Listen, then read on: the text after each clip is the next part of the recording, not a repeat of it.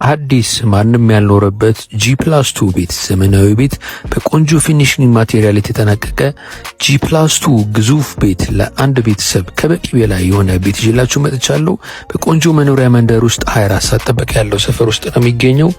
ሁለት መኪና በትንሹ ፓርክ ማድረግ ይቻላል። ከዛ በተጨማሪም ደግሞ ውጪ መኪና ማቆም ይቻላል። 24 ሰዓት ጥበቃ ስላለው እንደምታዩት ወደ ውስጥ እንደገባን በቆንጆ ፊኒሽንግ ማቴሪያል የተሰራ ቤት እናገኛለን። እያየን ያለነው ዋና ሳሎኑን ነው። የራሱ የሆነ ኦፕን ኪችን ተገጥሞለታል። ትልቅ ኪችን ካቢኔት ተገጥሞለታል። ግራውንድ ፍሎር ላይ ነው የምንገኘው። ግራውንድ ፍሎር ላይ እጅ መታጠቢያን ጨምሮ ባዝሩም እንዲሁም ትራዲሽናል ኪችን እናገኛለን። ይህን የመሰለ ሰፋ ያለ ትራዲሽናል ኪችን እናገኛለን። የእንግዳ መኝታ፣ የሰራተኛ መኝታና ባዝሩም እናገኛለን ግራውንድ ፍሎር ላይ። አንደኛ ፎቅ ላይ ስንሄድ ደግሞ ማስተር ቤድሩምን ጨምሮ የተለያዩ ክፍሎች እናገኛለን። መጀመሪያ ላይ እያየን ያለነው ይሄ ማስተር ቤድሩሙ ነው።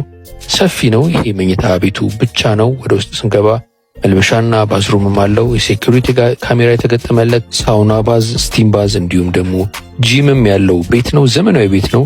ይሄ እያየን ያለነው የማስተር ቤድሩሙን መልበሻ ክፍል ነው። ፈርኒቸሩ ተገጥሞለታል እንደምታዩት። እዚህ ጋር ደግሞ ባዝሩሙን እናገኛለን።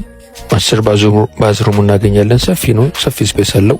ከማስተር ቤድሩሙ እንደወጣን የልጆች መኝታ ክፍሎች እናገኛለን። የራሱ በረንዳ፣ የራሱ ቁም ሳጥን እንዲሁም የራሱ መታጠቢያ ክፍል አለው። ይህም እንደዚሁ ተጨማሪ የልጆች መኝታ ክፍል ነው። የራሱ ቁም ሳጥን፣ የራሱ በረንዳ፣ የራሱ ባዝሩም አለው። ወደ ሁለተኛውና ወደ መጨረሻ ፎቅ ስንሄድ ደግሞ መጀመሪያ ላይ ያየን ያለነው ክፍል የጂም ክፍል ነው። ሰፊ ነው። ውስጥ ደግሞ የሳውና የስቲም እንዲሁም ደግሞ ሻወር፣ ሽንት ቤት አለው። ሁለተኛ ፎቅ ላይ የምንገኘው 230 ካሬ በአያት አካባቢ ነው የሚገኘው። ይህ ቤት ከጂሙ ከሳውና ከስቲሙ እንደወጣን እዚህ ጋር ተጨማሪ የልጆች መኝታ ክፍል እናገኛለን። የራሱ ቁም ሳጥን፣ የራሱ ባዝሩም አለው። ሁሉም መኝታ ክፍሎች የራሳቸው የሆነ ባዝሩም አላቸው። እዚህ ጋር ተጨማሪ ሳሎን እናገኛለን። ቴራሱ ጋር በአያት ዋጋው 85 ሚሊዮን ብር ነው። ገዢዎች ደውሉልን።